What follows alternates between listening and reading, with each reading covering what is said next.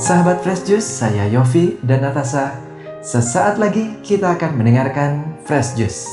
Kamis 5 Februari 2026 bersama Ibu Linda Wahyudi dari Denpasar, Bali. Selamat mendengarkan.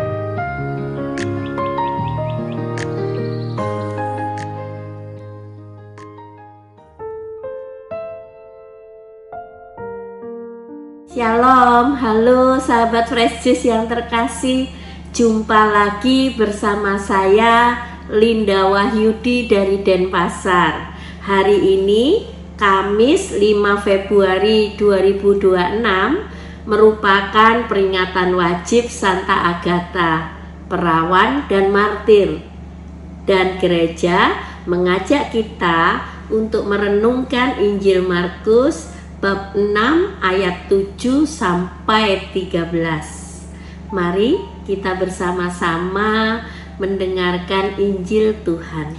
Inilah Injil suci menurut Markus. Dimuliakanlah Tuhan. Sekali peristiwa, Yesus memanggil ke-12 murid dan mengutus mereka berdua-dua. Ia memberi mereka kuasa atas roh-roh jahat dan berpesan kepada mereka supaya jangan membawa apa-apa dalam perjalanan, kecuali tongkat, roti pun tidak boleh dibawa. Demikian pula bekal dan uang dalam ikat pinggang. Mereka boleh memakai alas kaki, tetapi tidak boleh memakai dua baju.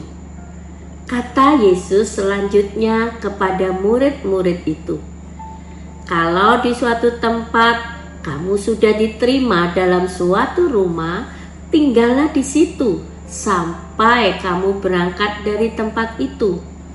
Dan kalau ada suatu tempat yang tidak mau menerima kamu, dan kalau mereka tidak mau mendengarkan kamu, keluarlah dari situ dan kebaskanlah debu yang di kakimu sebagai peringatan bagi mereka." Lalu pergilah mereka memberitakan bahwa orang harus bertobat, dan mereka mengusir banyak setan dan mengoles banyak orang sakit dengan minyak dan menyembuhkan mereka. Demikianlah sabda Tuhan. Terpujilah Kristus. Sahabat-sahabat Fresh Juice yang terkasih, hari ini gereja memperingati Santa Agatha, perawan dan martir yang dihormati gereja karena kesetiaan imannya kepada Kristus. Meskipun ia disiksa hebat setelah menolak lamaran pejabat Romawi, ia diangkat sebagai Santa Pelindung Catania, Sisilia, dan pelindung berbagai profesi seperti perawat, pembuat lonceng, serta pelindung dari kebakaran, gempa bumi, dan letusan gunung berapi. Karena ia diyakini dapat mengendalikan letusan Gunung Etna. Selain itu, ia juga dikenal sebagai pelindung bagi penderita payudara karena konon payudaranya dipotong saat penyiksaan. Sahabat-sahabat Fresh Juice yang terkasih, waktu SMA dan zaman kuliah dulu, saya suka sekali membaca kisah-kisah tentang kehidupan santo dan santa. Saking senangnya dengan kisah hidup mereka, sampai-sampai saya pernah berkhayal ingin menjadi seperti santo dan santa yang waktu meninggal nanti jenazahnya utuh dan memancarkan bau harum.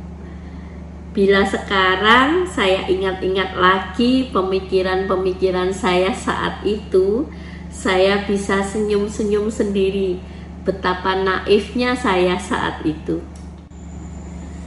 Kesukaan saya akan kisah santo dan santa membawa saya sampai di suatu titik di mana saya selalu mengamati setiap ada kanonisasi dari Vatikan tentang pengangkatan Santa dan Santo, Beata dan Beato, saya selalu menghitung berapa sih jumlah klerus dan berapa jumlah awam yang mendapat kanonisasi di tahun itu.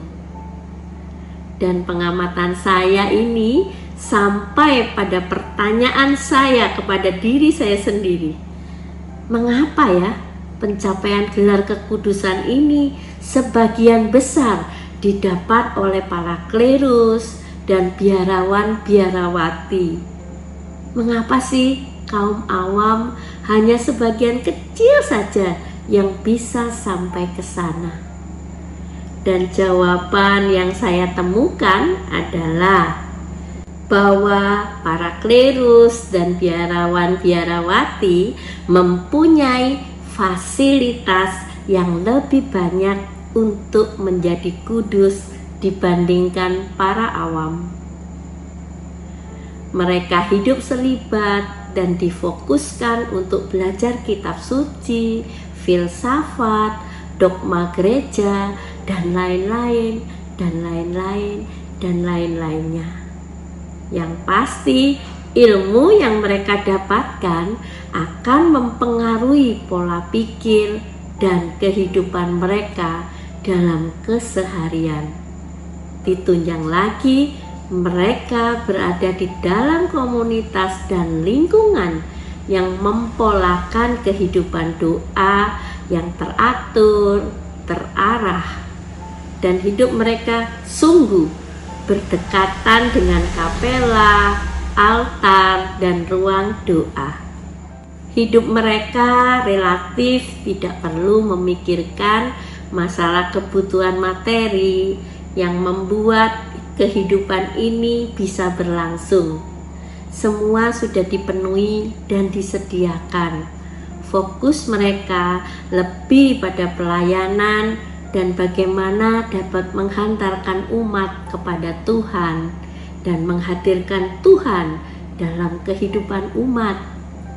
Berbeda dengan kaum awam, mereka berjuang dan bergulat tidak hanya dalam kehidupan spiritual, keimanan, dan pelayanan.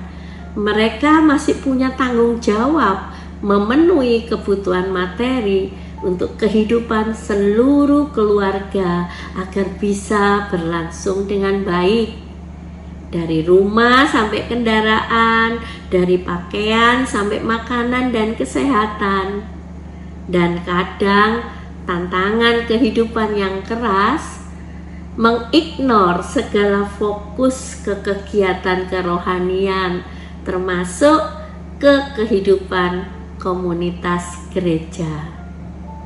Selain itu juga ada hal-hal teknis yang dibutuhkan untuk sebuah proses kanonisasi, beberapa penelitian, pengajian, dan lainnya yang tentu juga membutuhkan banyak biaya.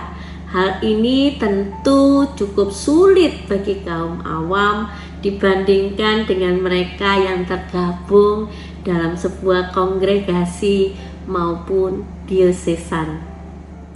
Sahabat-sahabat Fresh Juice yang terkasih, Injil hari ini berkisah tentang Yesus mengutus muridnya pergi berdua-dua, yang selalu mengingatkan kita kembali pada karunia pembaptisan kita masing-masing, bahwa kita pun juga seorang utusan, bahwa kita entah itu klerus, biarawan-biarawati maupun awam mempunyai tugas yang sama untuk memberitakan kabar gembira dan menyerukan pertobatan melalui cara hidup dan tugas kita sehari-hari. Yang penting adalah bagaimana kita menempatkan Allah sebagai pusat dan yang utama dalam kehidupan kita, sebagai bentuk pewartaan dan pelayanan kita. Menjadi kudus adalah sebuah karunia Allah dan keputusan kita. Amin. Baik klerus maupun awam, semua dipanggil untuk menuju kekudusan. Paus Fransiskus. Marilah kita berdoa. Di dalam nama Bapa dan Putra dan Roh Kudus. Amin. Tuhan Yesus, terima kasih untuk firman-Mu pada hari ini yang mengingatkan kami kembali akan perutusan kami masing-masing sebagai seorang murid. Beri kami keberanian ya Tuhan untuk mewartakan kabar gembira dan menyerukan pertobatan dalam setiap langkah laku kami sehari-hari. Jadikanlah kami kudus seperti Engkau sendiri kudus adanya. Amin. Semoga Tuhan memberkati kita, melindungi kita terhadap dosa, dan menghantar kita ke hidup yang kekal. Amin. Di dalam nama Bapa dan Putra dan Roh Kudus. Amin. Shalom, sampai jumpa kembali. Sahabat Fresh Juice, kita baru saja mendengarkan Fresh Juice. Kamis 5 Februari 2026. Terima kasih kepada Ibu Linda Wahyudi untuk renungannya hari ini. Sampai berjumpa kembali dalam Fresh Juice edisi selanjutnya. Salam Fresh Juice.